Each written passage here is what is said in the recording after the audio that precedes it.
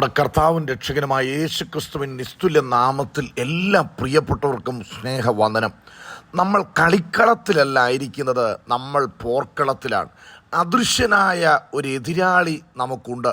ആ എതിരാളിയെ നഗ്നനേത്രങ്ങൾ കൊണ്ട് കാണുവാനായിട്ട് കഴിയുകയില്ല. ആ എതിരാളിയുടെ പ്രവർത്തനങ്ങൾ വിവിധ നിലകളിൽ നമുക്ക് ദർശിക്കുവാനായിട്ട് കഴിയും. ഈ ലോകത്തിൻ്റെ വ്യവസ്ഥിതി യഥാർത്ഥ ഭക്തന് എല്ലായ്പ്പോഴും എതിരായിരിക്കും. അപ്പോൾ അതിനോട് പടവെട്ടി ജയിക്കണമെങ്കിൽ സ്വന്തം കഴിവോ പ്രാപ്തിയോ കൊണ്ട് ജയിക്കുവാനായിട്ട് കഴിയുകയില്ല. അവിടെ സ്വർഗീയമായ ജ്ഞാനം ദൈവം തരണം. അത് ദൈവത്തിൽ നിന്ന് പ്രാപിച്ചെങ്കിൽ മാത്രമേ ഓരോ ദിവസവും വിജയകരമായി നമുക്ക് മുന്നേറുവാനായിട്ട് കഴിയുകയുള്ളൂ. അല്പസമയത്തെ വിചിന്തനത്തിനു വേണ്ടി 2 കൊരിന്ത്യ ലേഖനം 10-ാമത്തെ അധ്യായം അതിൻ്റെ 4 മുതലുള്ളതായ വാക്യങ്ങൾ. ഞങ്ങളുടെ പോരിൻ്റെ ആയുധങ്ങളോ ജഡീകങ്ങളല്ല, കോട്ടകളെ ഇടിപ്പാൻ ദൈവസന്നിധിയിൽ ശക്തിയുള്ളവ തന്നെ. യുദ്ധക്കളത്തിൽ നാം ആയിരിക്കുകയാണ്. ഈ യുദ്ധക്കളത്തിൽ നമുക്ക് ജയിക്കണമെങ്കിൽ ജഡീകമായിട്ടുള്ള മനുഷ്യനിർമ്മിതമായിട്ടുള്ള ഏതെങ്കിലും ആയുധങ്ങൾ കൊണ്ട് ജയിക്കുവാനായിട്ട് കഴിയുകയില്ല. ജയിക്കണമെങ്കിൽ ആത്മാവ് നൽകുന്ന ആയുധങ്ങൾ നാം പ്രാപിക്കുവാനായിട്ടിടയാകണം. ഞങ്ങളുടെ പോരിൻ്റെ ആയുധങ്ങളോ ജഡീകങ്ങളല്ല, കോട്ടകളെ ഇടിപ്പാൻ ദൈവസന്നിധിയിൽ ശക്തിയുള്ളവ തന്നെ. നമ്മിൽ തന്നെ തെറ്റായ ചിന്തകളും നിലപാടുകളും പിശാച് കൊണ്ടുവരും.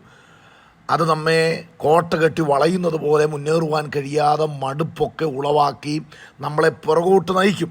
അപ്പോൾ സങ്കല്പങ്ങൾ കൊണ്ടും തെറ്റായ വിചാരങ്ങൾ കൊണ്ടും നമ്മിൽ തന്നെ കോട്ടകൾ പിശാച് കെട്ടുമ്പോൾ ആ കോട്ടകളെ ദൈവത്തിൻ്റെ പരിശുദ്ധാത്മാവിനാൽ ഇടിക്കുവാനായിട്ട് നമുക്ക് കഴിയണം. പ്രിയപ്പെട്ടവരെ, ദൈവം തന്നിരിക്കുന്ന ആയുധങ്ങൾ അതാത് സമയങ്ങളിൽ തിരിച്ചറിയുകയും അത് ശരിയാവണ്ണം ഉപയോഗിക്കുകയും ചെയ്യുമ്പോഴാണ് എതിരാളിയായിരിക്കുന്ന പിശാചിൻ്റെ മേൽ നമുക്ക് ജയമെടുക്കുവാൻ കഴിയുന്നത്. ദൈവം നമ്മിൽ ആയുധം വെച്ചിട്ടുണ്ട്. ദൈവം നമുക്ക് ആയുധങ്ങൾ തന്നിട്ടുണ്ട്. എവിടെയാണ് ദൈവം ആയുധം വെച്ചിരിക്കുന്നത്? എന്താണ് ദൈവം നമുക്ക് തന്നിരിക്കുന്ന ആയുധം എന്ന് പറയുന്നത്? ഉത്തമഗീതം 4-ാം അധ്യായം 4-ാം വാക്യത്തിൽ വായിക്കുന്നു, നിന്റെ കഴുത്ത് ആയുധശാലയായി പണിതിരിക്കുന്ന ദാവീദിൻ ഗോപുരത്തോട് ഒക്കും, അതിൽ 1000 പരിച തൂക്കിയിരിക്കുന്നു. പ്രാർത്ഥിക്കുന്ന, ദൈവത്തെ ആരാധിക്കുന്ന ദൈവപൈതലിൻ്റെ കഴുത്തിൽ ആണ് ദൈവം ആയുധം വെച്ചിരിക്കുന്നത് എന്ന് പറഞ്ഞാൽ അതിൻ്റെ അർത്ഥം എന്താ? ശിശുക്കളുടെയും മുല കുടിക്കുന്നവരുടെയും വായിൽ ദൈവം ബലം നിയമിച്ചിരിക്കുകയാണ്.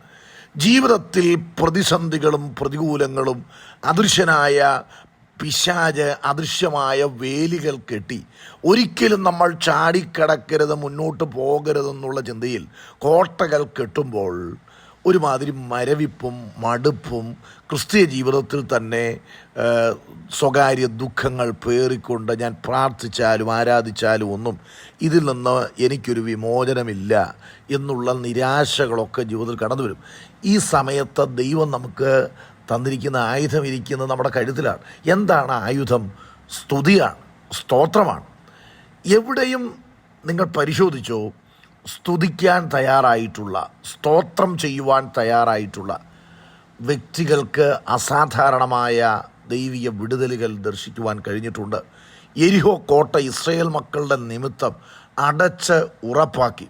എന്നാൽ ദൈവം അവരോട് പറഞ്ഞിരുന്നു, 1-ാമത്തെ ദിവസം നിങ്ങൾ 1 പ്രാവശ്യം ചുറ്റണം, 7-ാമത്തെ ദിവസം 7 പ്രാവശ്യം ചുറ്റണം.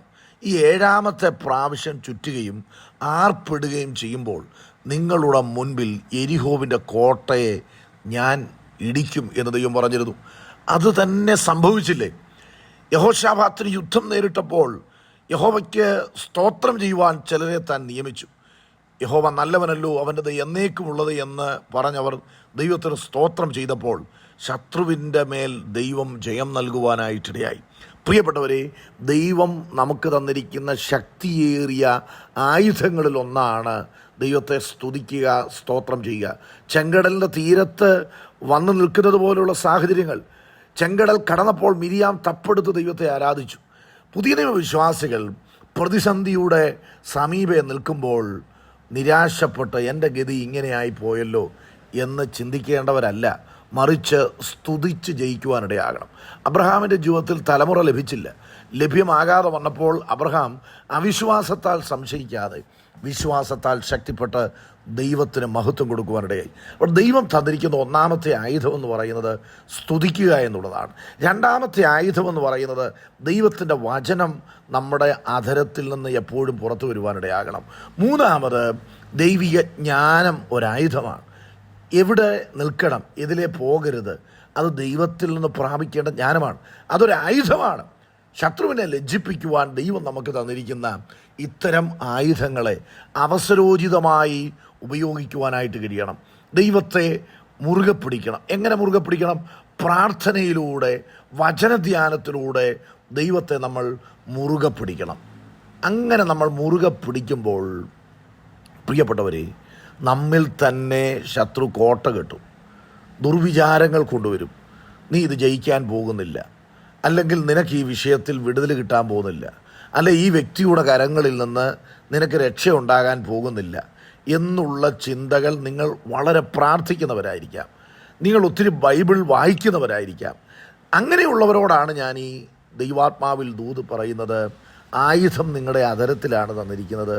ആ അധരം നിങ്ങൾ തുറക്കണം. നിൻ്റെ വായ വിസ്താരത്തിൽ തുറക്കുക, ഞാനതിനെ നിറയ്ക്കും.